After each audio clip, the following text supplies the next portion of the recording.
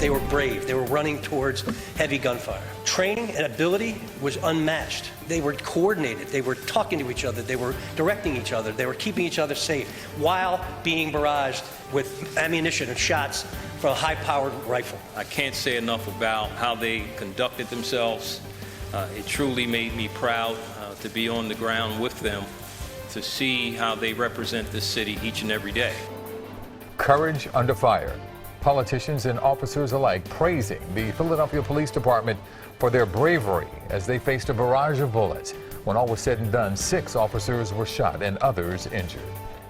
Good evening, everyone. I'm Yuki Washington. And I'm Natasha Brown in for Jessica. Tonight, that suspect is in custody. The investigation is just getting started, and we are now learning the names of the wounded officers. 26-year-old officer Joshua Burkett was shot in the left hand. 32-year-old officer Michael Ginter was shot in both arms. 32-year-old officer Sean Parker suffered a graze wound to his head.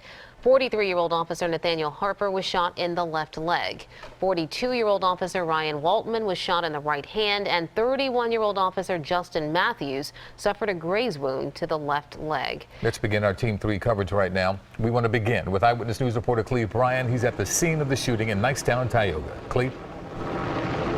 Well, investigators are still going in and out of the row home where the standoff took place yesterday. You see that on the left side of my screen. They are taking out items from time to time out the front door. They're trying to get to the bottom of exactly what was in the house, what kind of arsenal the gunman had that allowed him to stay in there for more than 7.5 very tense hours. That was an incident unlike anything I've seen in my 30 years. With 6 officers shot and 2 more trapped by a gunman, Philadelphia Police Commissioner Richard Ross admits he did not think Wednesday's 7.5-hour standoff would end well. Dealing with a violent felon who told me himself during negotiations that he had an extensive arrest record and that he did not want to deal with prison again. The incident started late Wednesday afternoon when a narcotics strike force executed a search warrant on the 3700 block of North 15th Street. Police entered a row home the authorities won't say for certain was the original target, and immediately the officers began taking fire.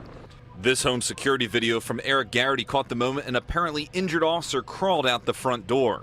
6 officers were shot. Miraculously, none were killed, but 2 officers were trapped on the floor above alleged gunman Maurice Hill. Using their smarts, bravery, and patience, officials say those officers relayed critical information not only for their own eventual rescue, but the protection of police and innocent bystanders taking cover. At different times, there was a lull in the shooting, and that, we took advantage of that. All those things were advantageous to us, and we were able to really think it through and wait it out, where normally or under different circumstances, we wouldn't have had a choice. Commissioner Ross and DA Larry Krasner became personally involved in the negotiations at the request of Hill's attorney. Around 9:30 p.m., SWAT rescued the 2 entrapped officers and several civilian hostages. Then shortly after midnight, police fired tear gas into the house and Hill surrendered. Police recovered a handgun and an AR-15 semi-automatic rifle, which they believe Hill fired at police officers for hours. Crime scene investigations were hampered by lingering tear gas Thursday. Police are piecing together exactly what kind of arsenal Hill possessed and if drugs were in the house.